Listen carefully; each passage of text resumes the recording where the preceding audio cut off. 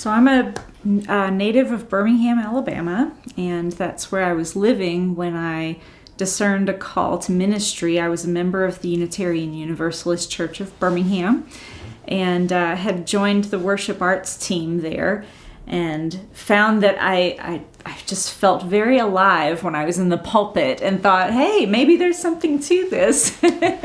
So I started thinking about becoming a minister and looked into some different programs. I was very interested in the program at Vanderbilt University, where I would have studied with some really amazing scholars. And then I got a call from the president of Meadville Lombard Seminary, who that's one of our Unitarian Universalist seminaries. It's in Chicago. And he was very interested in me, was interested in my call, and invited me to apply to seminary there, and I was given a full scholarship to Meadville. Well, you can't argue with that. So that's where I ended up going to school, was at Meadville Lombard. And it was a wonderful program because I could live in Birmingham. I could continue to live in Birmingham while going to school. So that gave me the opportunity to work with some really great people in Birmingham. I worked for Greater Birmingham Ministries, worked there in their communication department, did some social media things, and worked with their direct advocacy programs, but also got to see them doing political organizing at the state and local level, which was really valuable for me. And it sort of taught me that social justice work was going to be very rewarding for me personally. It really felt like I was doing God's work, and I could see the impact of the work that I was doing when I would go to the state legislature and lobby for this or that thing to help mainly poor people in Alabama, working for racial justice issues. You could immediately see the impact. So I knew that was going to be a big part of my ministry. Then I did some other advocacy work in central Alabama, and at that time I was finishing up seminary and starting to look for a job. So I interviewed with congregations all across the country, Massachusetts, South Carolina, Washington State, just everywhere. And this job came up for an assistant minister position in Salt Lake City. I'd never lived out west.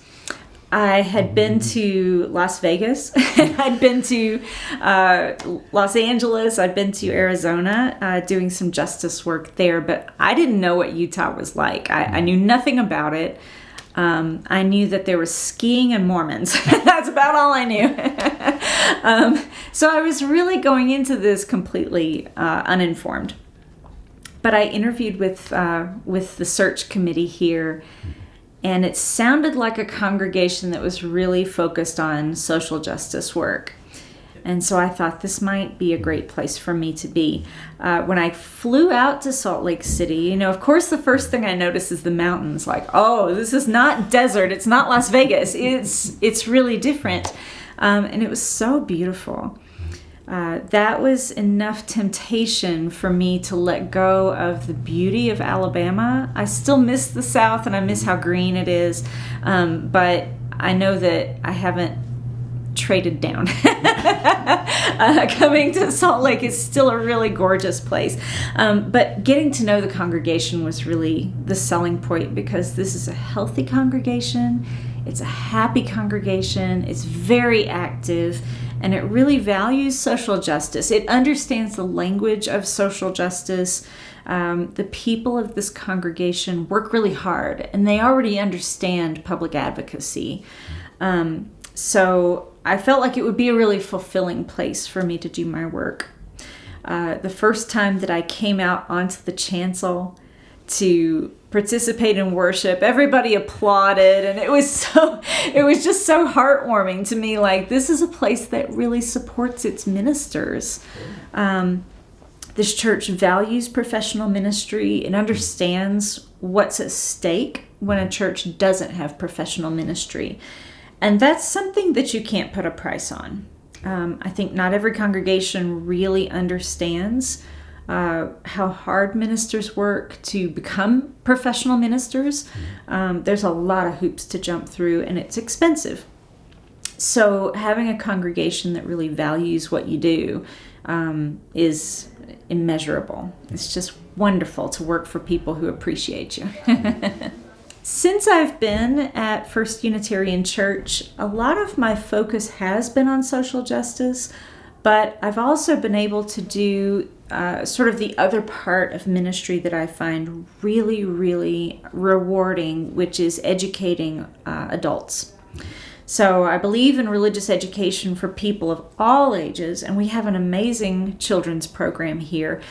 But I felt when I got here that what was missing was classes for adults to deepen their own faith journeys, to understand what Unitarian Universalism is from a historical and theological perspective.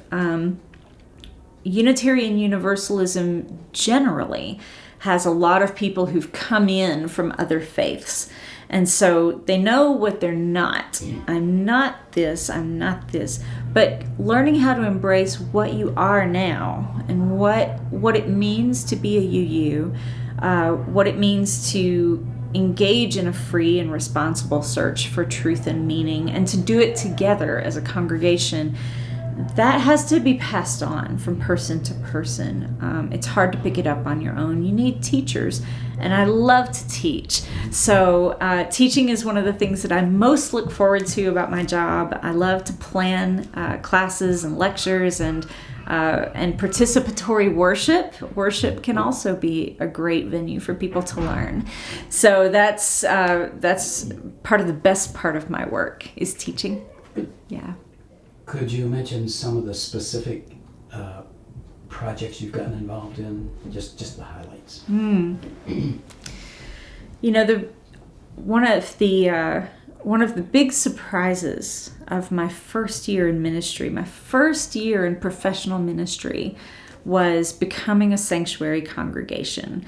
I don't think anyone expected it. Of course, the congregation, years before had become a sanctuary supporting congregation.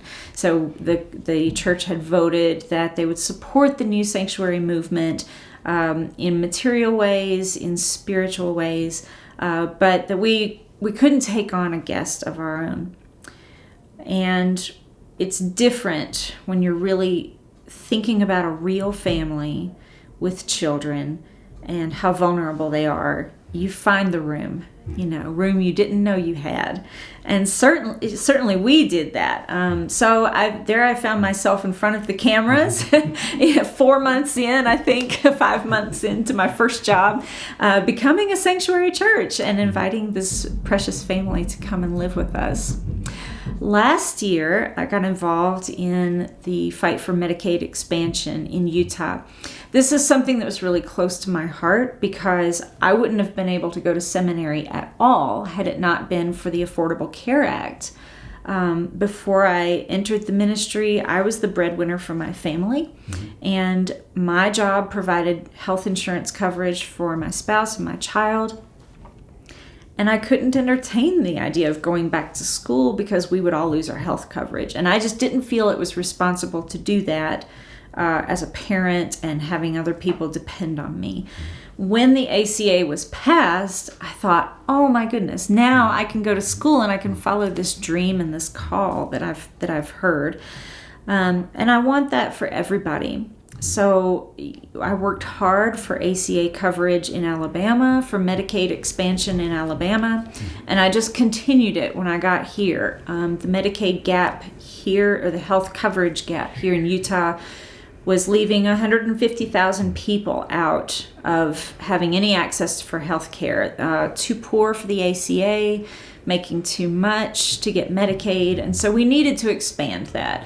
And so I was really just pleased when the people of Utah passed the Proposition 3 that would allow for Medicaid expansion, and then just devastated to see the Utah legislature come in and just knock the knees out from under it. So there again, I found myself in front of the cameras with my ministry colleagues from other traditions, blocking the doors of the Utah legislature, and trying to prevent them from voting out Proposition 3. In the end, it wasn't successful, but then, the state did expand Medicaid. So we got what we wanted in the end. But I think the important thing is not winning, but showing up. It's important for faith leaders to show up on issues like that and say it's wrong and we noticed that you did that, and hold them to account. And that's really the purpose of the church and society, in my opinion, is to hold our leaders to account and hold them to a moral standard.